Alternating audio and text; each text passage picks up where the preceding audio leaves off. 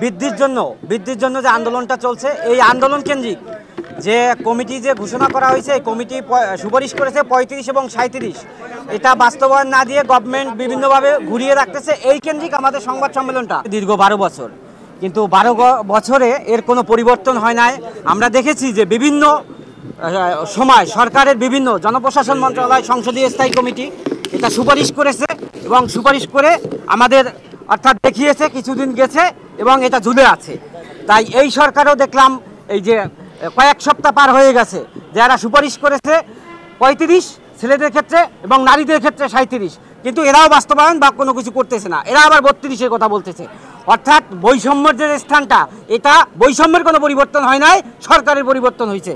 তাই সেখান থেকে আমরা বলতে চাই, আমাদের যে ব্যানারে আছে ন্যূনতম 35, যে ইন্টারন্যাশনালি বিভিন্ন দেশে যে 162টা দেশে যে ন্যূনতম 35-59 পর্যন্ত আছে, যে ন্যূনতম 35 চাচ্ছি। আর উন্মুক্তর বিষয়টা হচ্ছে আমাদের যে বিসিএসে যে 26টা ক্যাডার পদ আছে, এর মধ্যে 14টা ক্যাডারে অর্থাৎ প্রফেশনাল ক্যাডারে যে 12টা আছে, ওই 12টাতে আমরা উন্মুক্ত চাচ্ছি।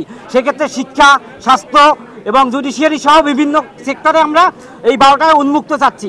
আর অন্য ক্যাডারে আমরা চাচ্ছি ন্যূনতম 35 হোক। আর এই ন্যূনতম যদি 35 না করা হয় এবং অন্যান্য সেক্টর উন্মুক্ত না করা পর্যন্ত আমাদের এই আন্দোলন চলবে। এবং এই কর্মসূচি আগামী 24 তারিখ সকাল 11টায় শাহবাগ প্রজন্ম চত্বর থেকে শুরু হবে। যে 2012 সাল থেকে এই চাকরিতে প্রবেশের বয়সীমা ন্যূনতম 35 এবং শর্ত সাপেক্ষে উন্মুক্ত করার জন্য আন্দোলন চলে আসতেছে এখন পর্যন্ত অদ্যাবধি, আপনারা খুব ভালো করেই জানেন। তো সম্প্রতি আপনারা জানেন যে গত 30শে সেপ্টেম্বর আমরা যমুনাতে গিয়েছিলাম, সেখানে আমরা প্রোগ্রাম করেছিলাম। আপনারা জানেন যে সেখানে যাওয়ার পরে উপদেষ্টা পরিষদ থেকে একটা কমিশন করা হয়, মুহিত স্যারকে নিয়ে একটা কমিশন করা হয়, যেখানে বলা হয় কমিশনের একটা সিদ্ধান্ত ছিল যে ছেলেদের বেলায় চাকরিতে প্রবেশের বয়সীমা 35 করা হবে এবং মেয়েদের জন্য 37 করা হবে। তো আমরা কিন্তু সেই কথা শুনে একটা আশার আলো দেখতে পাচ্ছিলাম। তারপরে আপনারা জানেন লাস্ট এই 30শে অক্টোবরে আমরা একটা প্রোগ্রাম করছি শাহবাগ থেকে সচিবালয়ে গিয়ে। তো সচিবালয়ে গিয়ে এই পুলিশ যারা গত 13 বছর স্বৈরাচারী সরকারের যে ভূমিকায় ছিল, ঠিক সেম ভূমিকায় এই সচিবালয়ে আমাদের উপরে তাদের নৃশংস নির্যাতন, লাঠি হামলা, তারপরে গরম পানি আমাদের উপরে এবং টিয়ার শেলও আমাদের উপরে ছাড়ে। আপনারা দেখেছেন আমাদের অনেক ছেলেপেলেকে মানে প্রায় 17 জনকে আহত করে তারা, ঠিক আছে। তো আমরা আসলে যে জিনিসটা আজকে বলতে চাই, আমরা এই সরকারকে যে বার্তাটা দিতে চাই, যে সিদ্ধান্তটা গভর্নমেন্ট নিজেই বললো একটা কমিশন করবে, কমিশন একটা সিদ্ধান্ত দিল 35-37-এর, কিন্তু কেন এটা ভায়োলেট করে 32-এর কথা বলা হচ্ছে?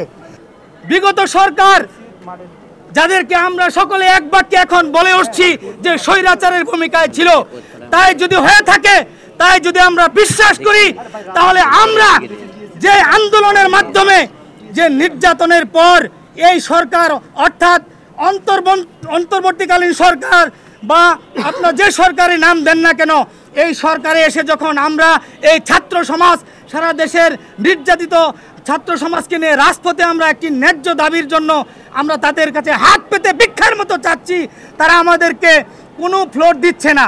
এমনকি বিগত সরকার যেভাবে রাস্তায় ফেলে আমাদেরকে লাঠিপিটা করেছে, স্বৈরাচারের ভূমিকা অবতীর্ণ হয়ে আমাদেরকে জেলে ভরেছে, সেই ভূমিকায় আজকে অন্তর্বর্তীকালীন সরকার আমাদের ছোট ভাই নাহিদ থেকে শুরু করে যারা এখানে অন্তর্বর্তীকালীন সরকারে আছে এবং ঢাকা বিশ্ববিদ্যালয়ের আমাদের সহযোদ্ধা ছোট ভাইরা হাসনাত সহ আমাদের সাকজিৎ সহ যারাই আছে এই সমন্বয়ক কমিটিতে যারা আছে, তারা তো জানে আমরা কতটুকু নির্যাতিত ছিলাম। আমরা বৈষম্য বিরোধী ছাত্র আন্দোলনে আমাদের অনেক সহযোদ্ধা আহত হয়েছে, গুলি খেয়েছে, আমার পাশে এখনো বসে আছে, রাস্তা থেকে তাকে তুলে নিয়ে আমরা হাসপাতালে নিয়ে গিয়েছিলাম। আমরা এই আন্দোলন করেছি, আমরা এই সরকারকে পতন ঘটিয়েছি। কেন ঘটিয়েছি? আমরা আমাদের অধিকার খুঁজে পাই নাই বিধায় আমরা ঘটিয়েছি।